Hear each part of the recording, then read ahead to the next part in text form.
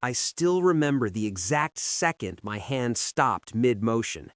I was lowering myself into my reserved seat when I realized someone was already sitting there, legs crossed, coat draped comfortably, scrolling her phone like she'd arrived hours ago. The conductor behind me paused. The aisle went quiet, and that's when I knew this wasn't going to be a simple misunderstanding. Before we go further, comment where you're watching from and what time it is for you. This moment had people from all over reacting differently. This trip wasn't casual for me. I'd saved for months to book a luxury rail line that cut across the country overnight. Private cabin, premium service, quiet ride. It was supposed to be a reset, my first real break in years. When I boarded, everything felt surreal. Warm lighting, polished wood panels, attendants who spoke softly like the train itself demanded respect. My seat, cabin A3, was the centerpiece. Wide leather chair by the window, personal table, complimentary meal already listed on a small card with my name printed neatly at the top. And yet, here she was. She looked up slowly, clearly annoyed I'd interrupted her scrolling. Late 40s maybe, sleek blonde bob, oversized sunglasses still on indoors, cream trench coat folded beside her like it deserved its own seat. She didn't move. "I think you're in my seat," I said, keeping my voice calm. She glanced at the seat number above her head, then back to her phone. "No," she replied flatly, "this one's mine." The conductor cleared his throat gently. "Sir," he said to me, "may I see your ticket?" I handed it over. He checked, nodded, then turned to her. "Ma'am, this cabin is assigned to him." She sighed like a child being inconvenienced. "I sat here first. There were no signs. Besides," she gestured vaguely toward the rest of the carriage, "there are plenty of empty ones." I felt that familiar tightening in my chest, the one that comes when you're trying not to be that person, the complainer, the troublemaker. "This cabin has amenities I paid for. I'd like to sit in my seat." She finally removed her sunglasses and looked me up and down, not angry, assessing, measuring whether I was worth arguing with. "Oh," she said slowly, "you'll be fine anywhere. I need the window." The conductor shifted his weight. "Ma'am, I'll need you to relocate to your assigned seat." She waved him off. "I just boarded late. This is easier for everyone." That sentence landed hard. For everyone. Like my inconvenience was a given, like compliance was expected. Other passengers nearby pretended not to listen, but I could feel the attention. The woman leaned back further into the seat, effectively claiming it. The conductor hesitated, then said, "I'll check something. Please remain here." As he walked away, she smirked, not at me but at the situation. Victory assumed. "You should have boarded earlier. Premium spots go fast." I stared out the window, jaw tight, watching the platform slide away as the train began to move. The idea that this moment, this seat, was slipping from me made my stomach turn. Minutes passed. She pulled out a bottled drink from the side compartment, my compartment, opened it, took a sip. That's when I spoke again. "That's part of the cabin service." She laughed softly. "Relax, they'll bring you something." The laughter wasn't loud. It didn't need to be. It was confident, certain. Then footsteps returned. But this time, the conductor wasn't alone. Behind him stood the senior service manager. Dark uniform, posture straight, eyes sharp. The air shifted instantly. "Ma'am, we need to address your seating." She smiled brightly. "Finally, he's been hovering." The manager turned to me first. "Sir, is this your assigned cabin?" "Yes." He nodded once, then looked at her. "Ma'am, you're seated in cabin C14, standard class." Her tone hardened. "This is ridiculous. I'm already settled." The manager didn't raise his voice. "That doesn't change the assignment." She crossed her arms. "So you're throwing me out?" The train hummed beneath us, steady and indifferent. "No," he said, "but you will move." Her eyes flicked to me, sharp now, furious, like this was somehow my doing. I felt my hands shake, not from fear, but from the pressure of being watched, judged, weighed. As she stood abruptly, knocking her coat to the floor, she leaned close and whispered, "People like you always need everything spelled out." I said nothing. And that silence, that refusal to shrink, felt like the first real victory. As the staff began clearing the cabin, I realized something. This wasn't about a seat, it never was. It was about someone assuming the world would rearrange itself for them. And the train had just decided otherwise.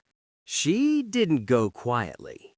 As the service manager waited, the woman snatched her coat from the floor and stood in the aisle, blocking it with deliberate slowness. Her movements weren't rushed, they were theatrical, meant to make a point. Every zipper pull, every adjustment of her scarf felt like a silent accusation at me. "I want this noted," she said loudly. "I'm being humiliated." The manager nodded calmly. "It's already noted, ma'am. Please follow me." She shot me one last look, sharp, resentful, then stormed down the aisle toward standard class. The tension she left behind didn't disappear immediately. It lingered like static. The conductor turned to me. "Sir, please take your seat. We'll make sure you're taken care of." I sat down, heart still thumping. The leather felt cooler than before, like it had been waiting.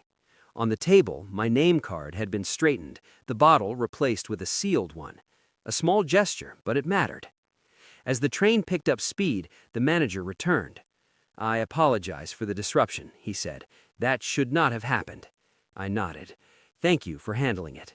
He hesitated, then added, "There may be further developments. She's insisting on speaking to someone higher up." I exhaled slowly. Of course she was. Dinner service began shortly after. The meal was excellent, fresh, hot, thoughtfully plated, but I barely tasted it. My mind kept replaying the confrontation, the entitlement, the way she'd assumed compliance like it was her birthright. That's when raised voices drifted from further back in the carriage. Not shouting, controlled, angry words, the kind meant to intimidate. I couldn't hear everything, but I caught fragments. "Unacceptable! Paid customer! Discrimination!" The word hung heavy in the air again. A few passengers exchanged looks. One man leaned into the aisle, curious. The train felt smaller now, the calm fractured. Minutes later, footsteps approached, fast this time. The service manager appeared again, jaw tight. Behind him was the woman, but something was different. Her confidence had cracked. Her sunglasses were gone, her makeup slightly smudged, and clutched in her hand was a printed receipt she kept waving like a shield. "She's accusing the staff of targeting her," the manager said quietly to me. "We need to clarify something." He turned to her. "Ma'am, this is the passenger assigned to cabin A3. She pointed at me. "He intimidated me. He made me uncomfortable." I blinked. "I said maybe 10 words to you." She ignored me. "I told them I have a medical condition. I need certain seating." The manager nodded calmly. "We asked for documentation. You couldn't provide any." Her voice rose. "Because it's private." "It is," he agreed, "which is why accommodations are arranged before boarding, not by taking another passenger's seat." A silence fell, heavy, unavoidable. Then something unexpected happened. Her shoulders sagged. Just slightly, but enough. "I've been traveling for 30 hours, she muttered, no longer projecting to the room.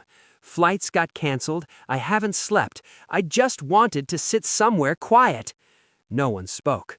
For a split second, I felt the anger soften.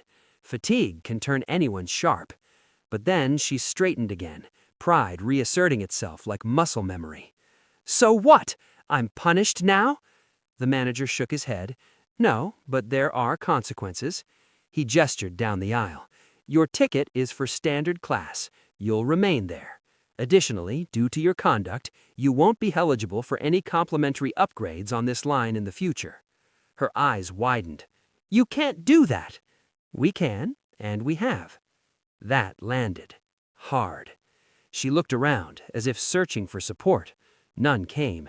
Passengers avoided her gaze. The train hummed on, indifferent. She opened her mouth to argue again, but stopped. Something inside her finally gave way. Without another word, she turned and walked back down the aisle, slower this time, smaller. The manager exhaled and turned to me. "I'm sorry you were put in that position." He slid a small envelope onto my table. Inside was a handwritten apology, a voucher for a future trip, and an offer to move me to a private cabin for the remainder of the journey. I stared at it, stunned. "That's more than I expected." He smiled faintly. "We believe in making things right." Later that night, as the lights dimmed and the train cut through darkness, I passed standard class on the way to the observation car. She was there, sitting rigidly by the aisle, staring straight ahead, her untouched meal tray cold in front of her. Our eyes met for a fraction of a second. She looked away first. I didn't feel triumph or satisfaction, just clarity.